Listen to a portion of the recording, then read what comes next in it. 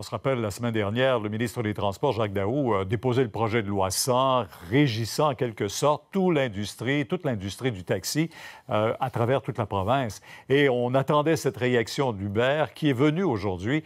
Son directeur général au Québec, Jean-Nicolas Guillemette, est avec nous. Bonsoir. Bonsoir. D'abord, pour les téléspectateurs qui se joignent à nous et qui ne savent pas là, ce que Uber va faire, vous décidez d'au moins écouter ce que le gouvernement vous propose. Écoutez, ce qu'on a constaté au cours des derniers jours, c'est que plusieurs joueurs, associations, organismes qui en sont venus à la même conclusion que nous, c'est-à-dire qu'on ne peut pas opérer sur le projet de loi 100. Ça va fermer nos opérations au Québec. Mais par contre, le message qu'on veut envoyer aujourd'hui, c'est qu'on veut trouver un compromis. On veut trouver des pistes de solutions pour être capable de continuer d'opérer, s'assurer qu'il y a une saine compétition, mais aussi qu'il y a une équité à travers toute l'industrie, notamment au niveau fiscal, qui est un enjeu important dans le débat.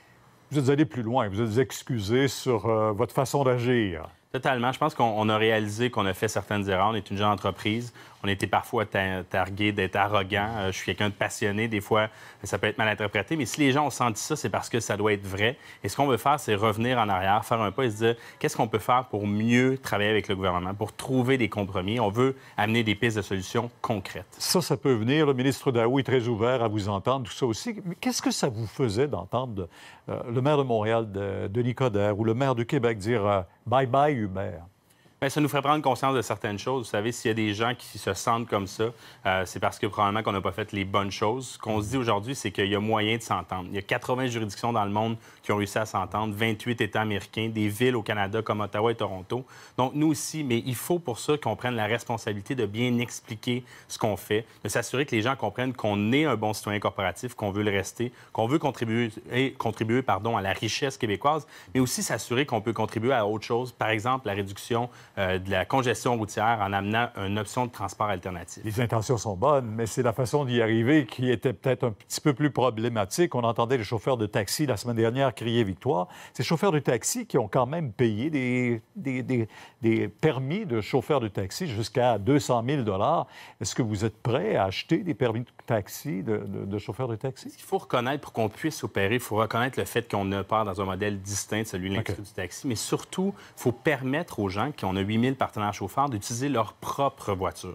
Donc, c'est ça l'économie du partage. Sur Airbnb, les gens louent leur appartement. Sur Uber, les gens louent un siège dans leur voiture. Il faut qu'ils puissent utiliser leur propre véhicule. Mais ça serait facile de critiquer le projet de loi. Nous, ce qu'on veut faire, c'est amener des pistes de solutions. C'est notre responsabilité. C'est pas nécessairement celle du gouvernement. On a dit, bien, regardez ce qui se fait ailleurs, mais en même temps, ce qui se fait ailleurs, ce n'est pas nécessairement dans le modèle social du Québec. Mais c'est quoi les pistes de solutions que vous proposez? Il y en a plusieurs et on a encore beaucoup de travail à faire par rapport à ça. Mais bon, si on regarde ce qui s'est fait ailleurs, les permis, les taxes spéciales sur les courses, créer des fonds de transition, aider l'industrie du taxi, diminuer la réglementation. Il y a plusieurs pistes, mais là, on veut les prendre ensemble, être capable de faire une vraie proposition. Le premier ministre Philippe Couillard disait cette semaine, bien, écoutez, il y a des gens qui s'opposent au projet de loi 100, mais il n'y a personne qui amène des solutions. Et je pense que j'encourage les autres associations à justement amener des pistes de solutions pour que nous, on puisse puiser là-dedans et arriver avec un projet qui fait consensus et qui permet à tout le monde de continuer d'opérer. En même temps, vous déplorez que ce projet de loi puisse entacher ou en tout cas